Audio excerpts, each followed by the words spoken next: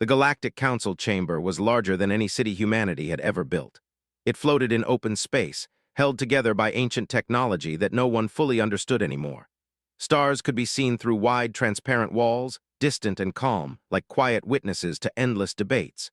Rows of seats curved around a central platform, rising higher and higher the farther they went. The oldest and most powerful species sat closest to the center. Newer and weaker species were placed far away, near the upper edges, where voices often faded before reaching the floor. Humanity sat near the back. The human delegation was small. Only 6 people represented an entire species that had reached the stars less than 2 centuries ago. Their seats were narrow, made for taller and wider bodies, and slightly uncomfortable. None of the humans complained. They had learned long ago that complaining never earned respect in this place. Ambassador Elena Marrow sat in the center of the group. She was not old by human standards, but the lines on her face showed years of careful work and quiet stress. She wore a simple dark uniform with no decorations. Humanity had decided early not to impress the council with clothing or symbols. They wanted to be seen as practical, not proud. Around them, the chamber was alive with sound. A tall, crystal-skinned delegate from the Virelian Compact spoke in sharp, ringing tones. Across the floor, a massive being made of layered stone replied slowly, each word heavy and full of patience. Translation fields adjusted the sounds into soft, understandable language for every listener. Even so, the emotions behind the words were clear. They were arguing again. They were always arguing. The topic today was a border dispute between 2 ancient alliances. The conflict itself had lasted longer than humanity's entire space history. The borders had shifted back and forth over centuries, but no final agreement had ever held. Each side believed time itself proved them right. Elena listened without speaking. She tapped notes into her console, marking not just what was said, but how it was said. Who interrupted? Who avoided certain words? Who leaned forward when trade was mentioned, and who pulled back when security was discussed? Beside her, Delegate Arun Patel did the same. His notes focused on patterns. This species always spoke after that one. This alliance never answered direct questions. This word caused anger. That phrase caused silence. At the far end of the human row, young cultural analyst Myra Solana watched body language. She studied how alien forms expressed emotion. A slight change in color, a shift in gravity field strength, a pause that lasted half a second too long. Humans had learned that listening was their greatest skill. They did not have the strongest fleets. They did not have the oldest technology. They did not live the longest lives. What they had was experience with disagreement.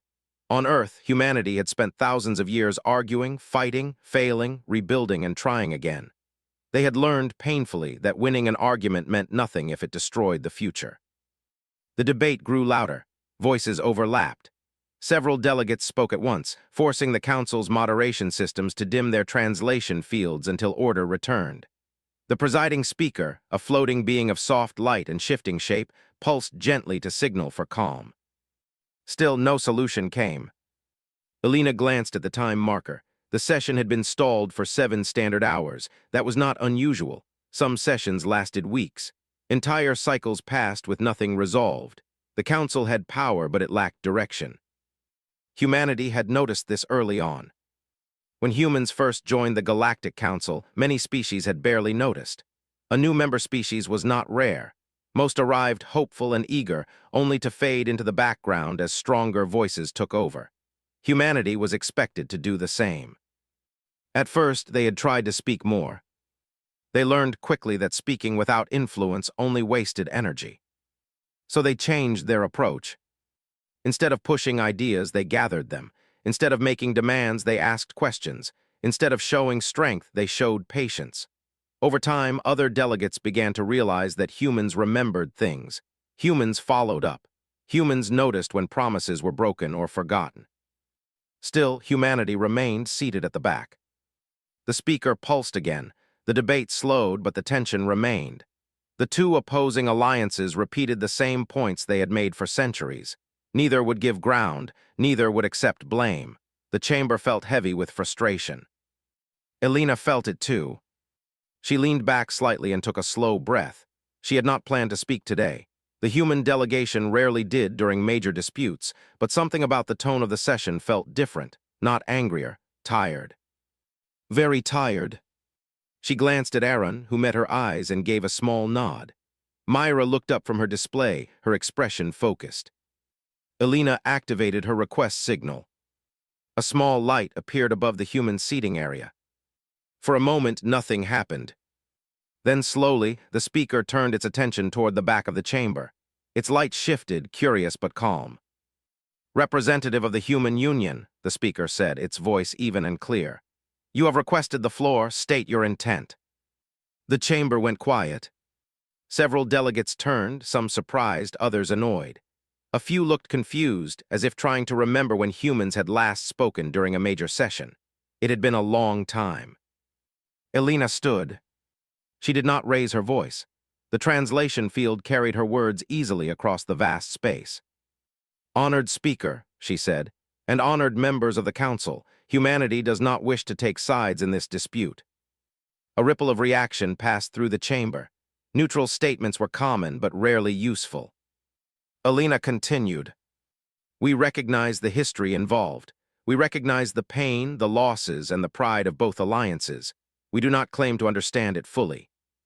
That was true, and the council could tell. "But we ask permission to ask a single question." The speaker paused, then pulsed once. "Permission granted." Elena nodded slightly. She turned her gaze toward the two opposing delegations, then addressed the chamber as a whole. "Why," she asked simply, "does this matter now?" Silence. The question hung in the air, clear and sharp. One of the stone-bodied delegates shifted. A crystalline representative flickered with faint light. Several others exchanged glances. The speaker waited. Finally, one delegate spoke, a member of an older species, known for its long memory and strict traditions. "It matters," the delegate said slowly, "because it has always mattered." Elena nodded. "Yes," she said, "we understand that, but why does it matter now, today, in this moment?" No one answered. Not because they had no reason, but because no one had asked that question before. Elena pressed gently. "The borders in question have not changed in 3 cycles. The resources within them are stable. No population crisis is active. No external threat is present. So why is this debate urgent now?" Murmurs spread through the chamber. Delegates checked their data. Some looked uncomfortable. At last, a voice spoke from one of the alliances. "Because," the delegate said, "our people are losing faith in this council." Elena's expression remained calm, but inside she felt a small spark of recognition. "That," she said softly, "is something humanity understands very well." The chamber listened. "When our own world was divided," Elena continued, "we often argued about old lines on maps. We told ourselves it was about land or history or honor, but usually it was about trust, or the lack of it." She did not mention Earth's wars. She did not need to. "When people stop believing that a system can help them," she said, "they demand action even if that action solves nothing." The speaker pulsed slowly. Elena lowered her hands. "Humanity is not offering a solution today," she said. "We are offering a pause, a chance to ask different questions." Some delegates leaned forward. "What questions?" one asked. Elena allowed herself a small, careful smile. "Questions about what you are afraid to lose," she said, "and what you are willing to share." The chamber remained silent, but the tension had changed. It was no longer sharp, it was thoughtful. The speaker spoke again. "Humanity's statement is noted," it said. "Further discussion will be scheduled." Elena inclined her head and sat. Around her, the human delegation exhaled quietly. They had not solved anything, but they had done something far more dangerous in the Galactic Council. They had changed the conversation. High above the chamber, near the oldest seats, an ancient delegate watched the humans with new interest. Its species had ruled star systems before humanity's sun had fully formed. It had seen countless young races rise and fall. Humans were different. They did not shout. They did not demand. They waited. And in the heart of the Galactic Council, for the first time, the quiet species at the back had been heard. The next council session began sooner than expected. Normally, after a stalled debate, cycles would pass before the issue returned to the floor. This time, the speaker called for a continuation after only one rest period. That alone drew quiet attention. Humanity noticed it immediately. Elena Marrow sat again in the narrow seat near the back. Her posture was calm, her expression neutral, but her mind was active. She reviewed the reports from the previous session. Messages had arrived overnight from 3 different delegations. None of them were public. None of them asked direct questions. They all asked for time. That was new. Across the chamber, delegates gathered in small clusters before the session officially began. Species that rarely spoke to one another exchanged brief words. Some avoided eye contact. Others observed the humans with careful interest. Humanity did not approach anyone. They waited. When the speaker signaled the start, the chamber settled into a focused hush. The border dispute was still listed as the primary issue, but now it was framed differently. Instead of immediate resolution, the agenda listed context evaluation. Several delegates reacted with surprise. A few showed irritation. The older powers preferred clear debates with familiar paths. The speaker addressed the chamber. Following the previous session, it said, multiple members requested a review of non-material factors influencing this dispute. Its light shifted slightly. The Human Union's inquiry has been cited as the cause. A low ripple moved through the chamber. Elena did not react. The first speaker was not from either alliance involved in the dispute. It was a mid-aged species, one that had never held major power but often survived by aligning carefully. Our people, the delegate said, have reviewed the data. We find no urgent resource pressure, no population surge, no external threat. The delegate paused. We therefore support a temporary suspension of territorial debate, pending internal confidence review. That was not a small statement. One of the older alliance delegates responded immediately. This is delay, it said. Delay favors those who already hold influence. Elena listened carefully. Another delegate spoke, then another. The debate shifted away from borders and toward legitimacy, trust, public belief, internal stability. These were topics the council rarely addressed openly. Humanity said nothing. Inside the human delegation, Myra quietly marked emotional responses. Anxiety spikes, defensive patterns, signs of fear masked as pride. Aaron tracked voting alignments. He noticed something important. Species that often opposed one another were now agreeing on process, even if not on outcome. That mattered. During a pause, the speaker turned toward the humans again. Representative Marrow, it said, does humanity wish to clarify its position? Elena stood slowly. Humanity's position remains unchanged, she said. We are not here to decide who is right. Some delegates shifted, uncomfortable. We are here, she continued, to help the council understand why it cannot decide. The chamber remained quiet. When systems stop working, Elena said, it is rarely because they lack rules. It is because those within them no longer believe the rules protect them. She let the words settle. We suggest, she added, that the council consider how it measures fairness, not just authority. She said. The speaker pulsed once.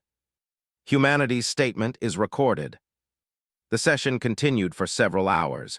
No resolution was reached, but something had changed. Delegates asked fewer rehearsed questions. They listened more. They hesitated before repeating old arguments. When the session ended, the chamber did not empty as quickly as usual. 2 delegates approached the human seating area. One was from a trading collective known for its flexible policies. The other belonged to a long-lived species that rarely engaged with newer members. They did not address Elena directly. We wish to understand, one said, how humanity learned to manage internal division. Elena answered honestly. We failed, she said. Often we still do. The delegates waited. But we learned, Elena continued, that ignoring fear makes it grow, and that pretending stability is the same as having it leads to collapse. The long-lived delegate considered this. You speak as if failure is acceptable, it said. It is unavoidable, Elena replied. What matters is whether systems adapt. The delegates left without further comment. Later, in a quiet corridor outside the chamber, the human delegation gathered. "We are being watched," Myra said. "Yes," Aaron replied, "but not with hostility." Elena nodded. "They are testing us," she said. "They want to see if we are consistent." Consistency was something humanity valued deeply. On Earth, changing positions for short-term gain had caused lasting damage. In the Council, it would destroy trust instantly. Over the next cycles, small things began to happen. Human advisors were invited to observe closed committee sessions, not to speak, just to watch. Human data analysts were asked to review trade flow models. Their suggestions were simple, focused on redundancy and shared risk. They did not challenge authority. They improved outcomes.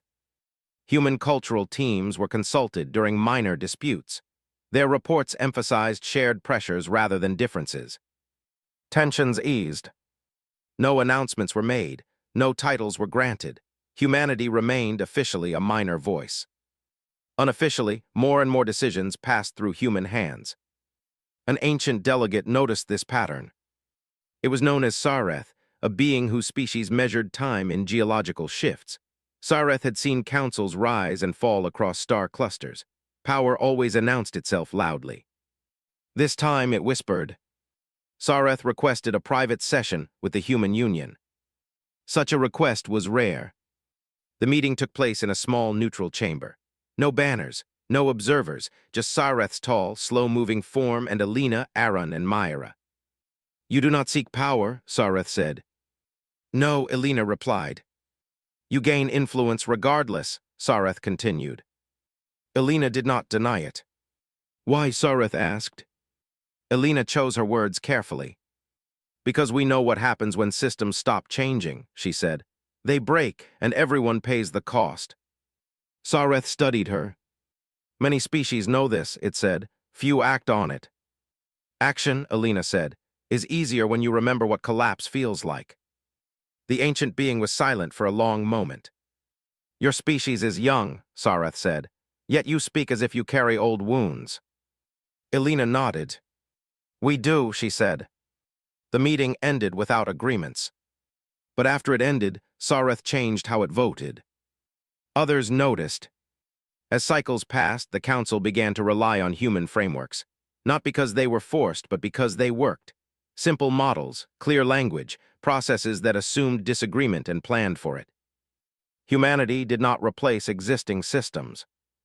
They connected them. Some delegates grew uneasy. An alliance leader confronted Elena during a recess. "You are reshaping the Council," it said, "without permission." Elena met its gaze calmly. "We are responding to requests," she said. "If the Council no longer wants our input, we will withdraw." The leader hesitated. It did not ask for withdrawal. By the end of the cycle, a new proposal appeared on the agenda. It was not signed by humanity. It proposed a trial mediation framework. The language was human. The structure was human. But the authorship belonged to 6 different species. When the speaker announced the proposal, many eyes turned toward the back of the chamber. Elena remained seated. The speaker's light pulsed thoughtfully. "The Council will review this framework," it said. And for the first time since humanity had joined, no one questioned why the quiet species had shaped the future. They were already doing it. The change did not arrive all at once. It arrived quietly, in small shifts that were easy to miss unless one was paying close attention. Humanity paid attention. The mediation framework was approved as a trial, limited in scope and time. Officially, it was only an experiment. Unofficially, many delegates hoped it would succeed because nothing else had worked for a very long time. The framework did not give humans authority. It did not place them in charge. It created shared tables, shared records, and clear steps for dialogue. Every species kept its voice. Every concern was written down. No one was allowed to leave without explaining why. It was simple. That was why it worked. Elena watched from her seat as the first mediation session began. 2 minor trade disputes were addressed first. Nothing dramatic, nothing dangerous, just disagreements over tariffs and transport timing. Normally, such issues dragged on for cycles. This time, they ended in hours. The delegates involved looked surprised when the session closed. Not angry, not proud, just surprised. They had expected resistance. They had found clarity. Word spread. Soon more species requested mediation, then larger ones, then older ones. Humanity did not accept every request. They insisted on limits. Too many at once would weaken the process. That restraint earned respect. Inside the human delegation, the workload increased. Analysts worked long hours. Cultural teams reviewed histories that spanned thousands of years.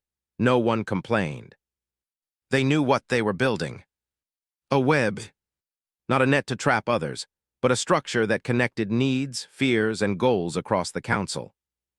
Myra noticed something important during one session. Delegates had started using human terms even when no humans were present. Words like balance, shared risk, and adaptive review appeared in alien languages, translated back into familiar concepts. Ideas were spreading faster than influence. That was dangerous. Some of the older powers felt it. A closed meeting was called among several elder species. Humans were not invited. That alone confirmed their importance. In that meeting, concerns were raised. Humanity was not threatening. Humanity was not aggressive, but humanity was changing how power worked. And that frightened those who had built their identities around control. One elder delegate spoke plainly. If they continue, it said, we will no longer rule by age or strength. We will rule by usefulness. That was not how the council had ever worked. Outside those closed doors, humanity continued. They offered tools, not orders. They shared failures from their own history. Economic collapses, political stagnation, social division. They did not hide their mistakes. That honesty disarmed suspicion. Alina often said little during sessions. When she did speak, it was to ask questions that forced others to explain themselves clearly. Why does this matter? What happens if this fails? Who carries the cost? These questions changed discussions. During one long cycle, a supply disruption affected multiple systems. Not a crisis, but a warning. Old logistics models failed to adapt quickly. Human analysts proposed a temporary coordination grid. It required data sharing across alliances that did not fully trust one another. The proposal stalled. Then humanity shared its own data first. Every weakness, every dependency. The risk was enormous. If exploited, it could have harmed human trade badly. No one exploited it. Instead, others followed. The disruption passed with minimal damage. Afterward, a delegate said something that stayed with Alina. You trusted us, it said, so we trusted the system. Trust was becoming the new currency of power. The speaker noticed. During a council address, it spoke of efficiency gains, reduced conflict cycles, and improved cooperation metrics. Humanity was mentioned only once in a list of contributors. But everyone knew. Sareth watched carefully. The ancient being requested another meeting, this time with only Alina. You are accelerating change, Sareth said. Yes, Alina replied. Too fast, Sareth warned. Alina considered this. Change feels fast, she said, when it has been delayed for too long. Sareth studied her. Do you intend to lead this council? It asked. No, Alina said honestly. Then why do others follow? Alina answered without hesitation. Because we are willing to leave, she said. That surprised the ancient being. Explain. If this council becomes something that harms more than it helps, Alina said, humanity will step away. We have done it before. We survived. Sareth was silent. Power that depends on fear, Alina added, always demands loyalty. We offer participation. The meeting ended quietly. Soon after, something unexpected happened. A major alliance requested that a human serve as a neutral coordinator during a multi-system negotiation. Not an advisor, a coordinator. The request caused tension. Some protested, others supported it. The speaker delayed the decision. Elena did not lobby.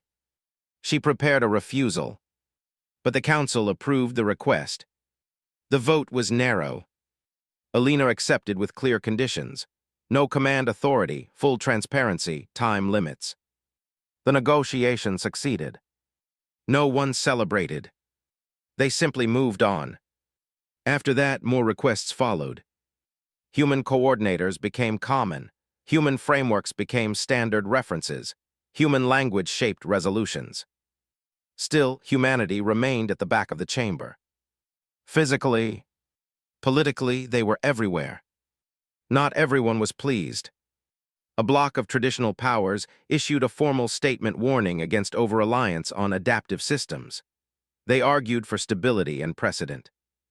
Elena read the statement carefully. She understood the fear behind it. Change threatens identity. In response, humanity did nothing. They let results speak. Over time, the bloc fractured. Some members benefited too much to resist. The council functioned better than it had in centuries. Disputes resolved faster. Crises were contained. Trust metrics rose. The galaxy noticed. New species joining the council studied human methods first. They learned that power did not always sit at the center. Sometimes it sat quietly, listening. One cycle, the speaker addressed the council with unusual gravity. Analysis confirms, it said, that council effectiveness has increased by measurable margins. The speaker paused. This change correlates strongly with human union participation. The chamber was silent. The speaker continued. The council must consider structural adaptation. That word echoed. Adaptation. Some delegates felt hope. Others felt fear. Elena felt responsibility. She knew this moment mattered. Humanity had not planned to rise. But they could not stop the rise without causing harm. That night, in the quiet of their quarters, the human delegation met. "We are becoming a pillar," Aaron said. "Yes," Myra replied, "and pillars carry weight." Elena looked at them. "We must be careful," she said. "If this becomes about us, we fail." They agreed. The next day, humanity submitted a proposal.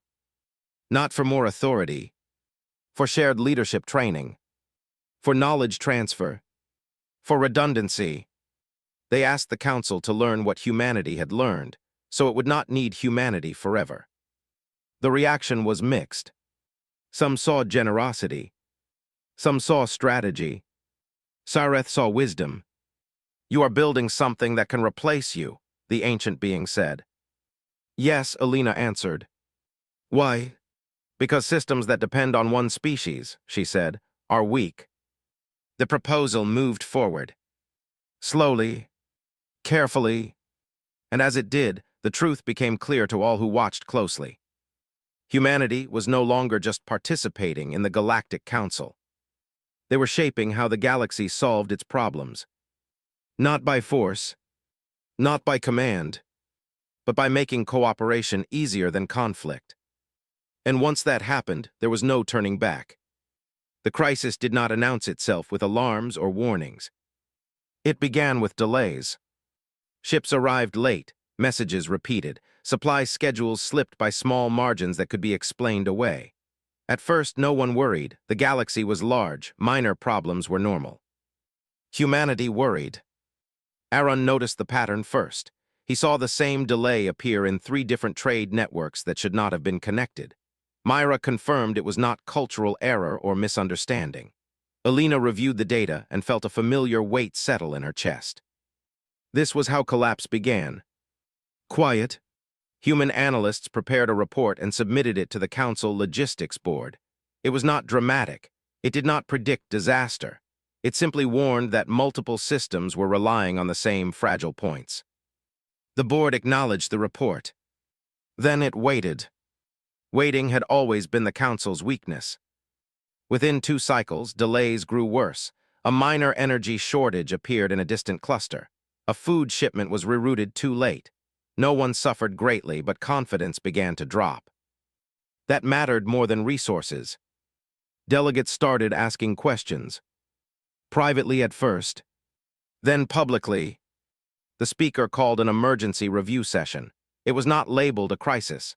Some species resisted that word. They feared panic more than failure. Elena sat through the session without speaking. Others debated causes. Some blamed outdated technology. Some blamed recent reforms. A few blamed humanity. "You encouraged data sharing," one delegate said. "Now failures spread faster." Elena listened. When the speaker invited her to respond, she stood. "Failures were always connected," she said calmly. "They were just hidden." The chamber stirred. "What we are seeing," she continued, "is not a new problem. It is an old one becoming visible." Some delegates accepted this, others did not. The session ended without action. The next cycle, a major transport hub went offline. This time, the effect was impossible to ignore. Trade slowed across several sectors. Medical supplies were delayed. Energy reserves dropped below safe margins in 2 systems. Fear spread faster than facts. The council reconvened immediately.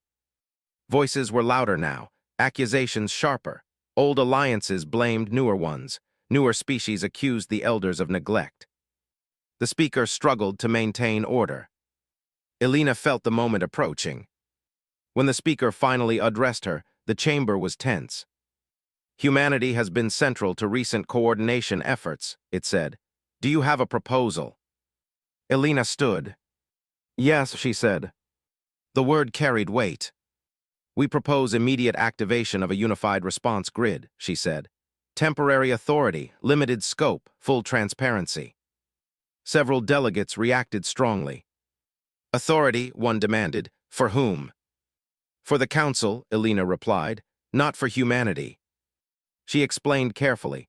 A shared command structure, rapid decision loops, clear responsibility, no permanent changes. "This requires trust," she said, "and speed." An elder delegate objected. "This concentrates power," it said.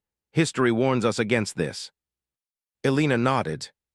"History also warns us against inaction," she said. The debate raged. Systems failed while they argued. Finally, Sareth spoke. Its voice was slow, but carried across the chamber. "We have ruled by caution," it said, "and we are now paying its cost." The ancient being turned toward Elena. "Humanity has prepared for this moment," it said, "whether intentionally or not." Silence followed. The speaker called for a vote. It passed. Narrowly. Emergency authority was granted to the unified response grid. Elena exhaled. Humanity did not celebrate. They worked. Human coordinators activated systems that had been planned quietly for cycles. Data flowed freely. Bottlenecks were identified and bypassed. Old pride was set aside in favor of clear roles. Elena did not command. She connected. She ensured the right voices were heard at the right time. The grid functioned. Supplies moved, energy stabilized, confidence returned. Within days, the worst effects were contained. The galaxy did not collapse. The Council watched in stunned silence as a problem it had feared for generations was managed without force. When the crisis eased, the chamber gathered again. This time, the mood was different. Grateful, humbled, uneasy. The speaker addressed the Council. "The emergency period has ended," it said. "Authority returns to standard structures." Elena nodded. Humanity stood ready to step back. Then something unexpected happened. A delegate rose. Then another. One by one, species across alliances spoke. They thanked the unified grid. They thanked humanity. They asked a question that had never been asked before. What if we did not wait for the next crisis? The chamber fell silent. Elena felt the weight of the moment. She stood. "If the Council wishes," she said, "humanity will help design systems that prevent emergencies." She paused. "But we will not control them." The speaker pulsed thoughtfully. "The Council will consider permanent reform," it said. The words echoed. Permanent. After the session, Elena met Sareth in a quiet corridor. You crossed a line, the ancient being said. Yes, Elena replied. And did not take the throne, Sareth added. Elena looked at the stars beyond the chamber walls. Thrones break systems, she said. We prefer foundations. Sareth watched her. Your species frightens many, it said. I know, Elena said. Change always does. The crisis left marks. Old powers were shaken. New voices were emboldened. The council could not return to what it had been. Humanity had proven something. They could hold power and let it go. That truth spread faster than any reform. In the heart of the Galactic Council, the idea of leadership had shifted. And the final choice now approached. Not whether humanity would rise, but what kind of power the galaxy truly wanted. The Council did not rush its final decision. That alone showed how much it had changed. In earlier ages, power shifts happened through force or fear. Now the chamber was quiet, thoughtful. Delegates reviewed data, not weapons. They measured trust, not territory. Humanity waited. They did not call meetings. They did not send messages asking for support. They returned to their seats at the back of the chamber and observed. Some species found this unsettling. They had expected ambition. Instead, they found restraint. The speaker announced a full structural review of the Galactic Council. Every member was invited to contribute. Even the smallest and newest species were given equal time. This had never happened before. Elena listened as voices filled the chamber. Some spoke of fear during the crisis. Others spoke of relief. Many admitted they had relied too long on systems that no longer fit the galaxy they lived in. A young species spoke openly. We joined the council hopping for protection, its delegate said. Instead, we learned silence. An elder species responded. We built the council to prevent chaos, it said, but we forgot that control is not the same as care. The words carried weight. Humanity said nothing. During a recess, several delegates approached Elena. They asked the same question in different ways. What do you want? Elena answered them all the same. A council that survives us, she said. That answer spread. Over many cycles, proposals formed. Humanity helped refine them but never signed them alone. Every idea required shared authorship. The final proposal reshaped the council. Leadership would rotate.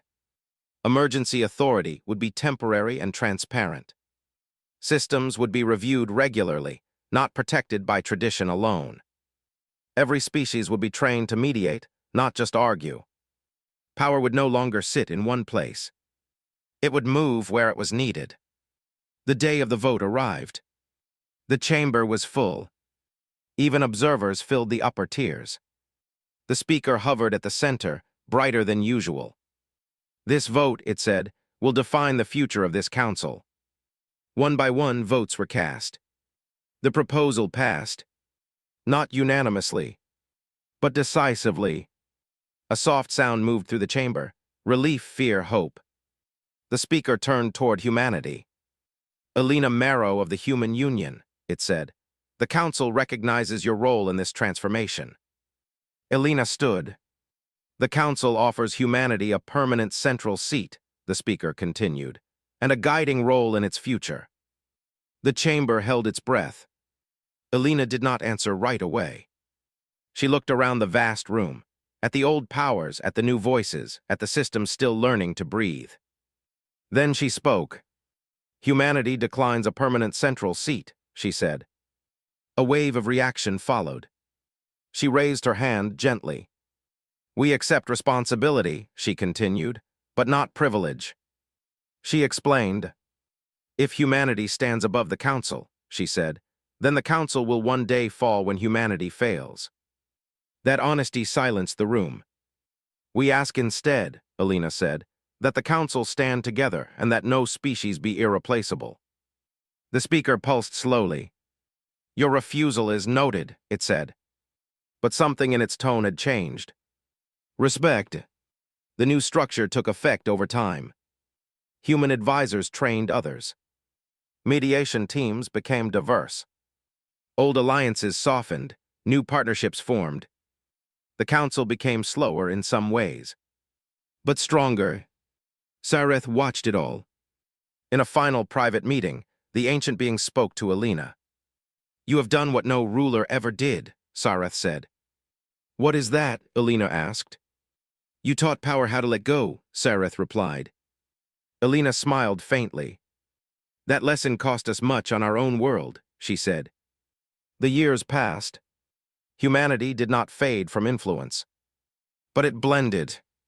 When new crises arose, the council responded faster. When disputes appeared, they ended sooner. When mistakes were made, they were corrected. And when historians later asked how humanity rose so quickly among the stars, the answer surprised them. Humanity did not conquer. Humanity did not command. Humanity did not demand obedience. They listened. They connected. They built systems that worked even without them. In the heart of the Galactic Council, humanity rose to power. Not by standing above the galaxy, but by helping the galaxy stand on its own.